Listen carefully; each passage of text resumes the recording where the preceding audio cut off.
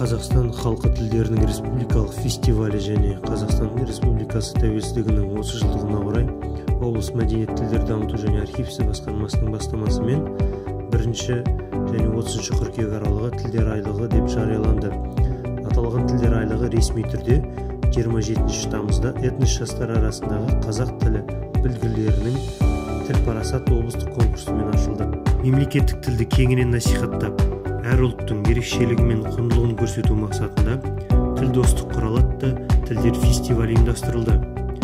Шараға облыс әкімінің орынбасары Айзада Амангелдіқызы Құрманова қатысып, мемлекеттік тілдің қолдану аясын кеңейтуге, ұлтаралық келісімді нығайтуға үлес қосқан облыстың бірқатар азаматтарын Қазақстан Республикасы Білім және ғылым министрінің, тіл саясаты комитеті төрағасының құрмет грамоталарымен және облыс әкімі орынбасарының алғыс хаттарымен марапаттады. Сонымен қатар облыстық кәсіпкерлер палатасымен бірлесе отырып, қызмет көрсету салаларының өкілдерімен кездесу өткізілді.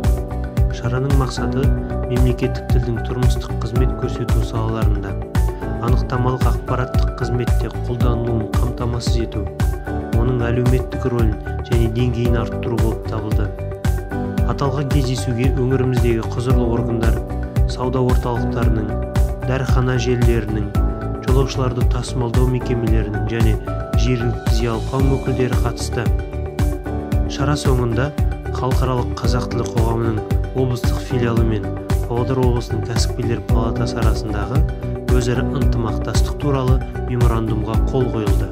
Сондай-ақ Павлодар қаласындағы Қазақстан Республикасының ұлттық гвардиясы нөмір 6679 әскери бөлімінің офицерлер құрамы және келісімшарт бойынша әскери қызметшілермен тілге құрмет, елге құрмет атты ақпараттық сағат өтті.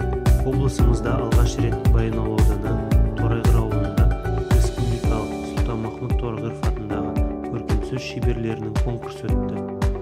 Байқаудың мақсаты ақын Сұлтанмахмұт Торайғыровтың шығармашылығын насихаттау, ел ішінен талапты да талантты жастарды іздеп табу болды.